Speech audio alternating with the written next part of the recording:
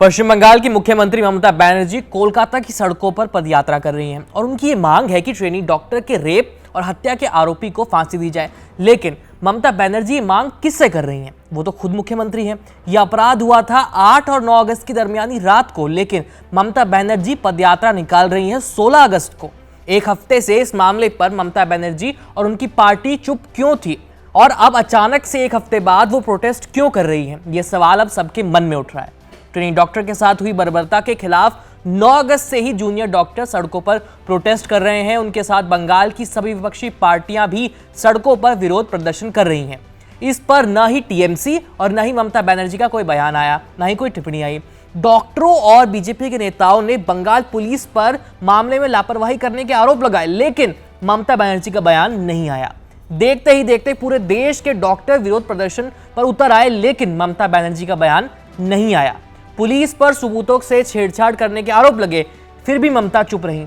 फिर हाईकोर्ट ने बंगाल पुलिस को फटकार लगाई, तब भी ममता चुप रही। लेकिन जैसे ही कोलकाता हाईकोर्ट ने मामले की जांच सीबीआई को सौंपी, ममता बनर्जी एकदम से सड़क पर उतरकर ट्रेनी डॉक्टर के लिए न्याय की मांग करने लगी। वो ममता बनर्जी जो दूसरे राज्यों के मामलों पर टिप्पणी करती रहती हैं, जो आए दिन केंद्र सरकार पर हमले बोलती हैं, वो अपने ही राज्य में हुई इस घटना पर एक हफ्ते तक चुप क्यों थी? ये सवाल सिर्फ अब बंगाल की जनता ही नहीं बल्कि पूरे देश की जनता कर रही है। ममता बनर्जी बंगाल की मुख्यमंत्री है, इसके साथ ही उनके पास राज्य का गृह मंत्रालय और स्वास्थ्य मंत्रालय भी है, यानी राज्य सरकार के सभी अस्पताल और मेडिकल कॉलेज सीधे सीधे उनके अंडर आते हैं। एक सरकारी मेडिकल कॉलेज में ट्रेनी डॉक्टर के साथ इतनी बड़ी वारदात हो गई, क्या ममता बनर्जी को इसकी कोई खबर ही नहीं लगी? जब जूनियर डॉक्टर मेडिकल कॉलेज के प्रिंसिपल पर आरोपी को बचाने और मामले में लापरवाही करने के आरोप लगा रहे थे, फिर क्यों ममता ने उन्हें सस्पेंड नहीं किया?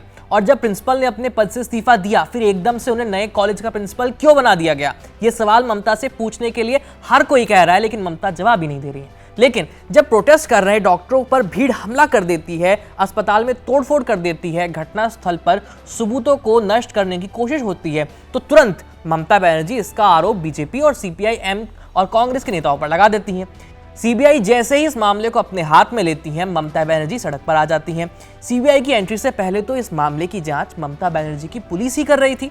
तब ममता ने पीड़िता को न्याय दिलाने में क्यों धरती आसमान एक नहीं किया?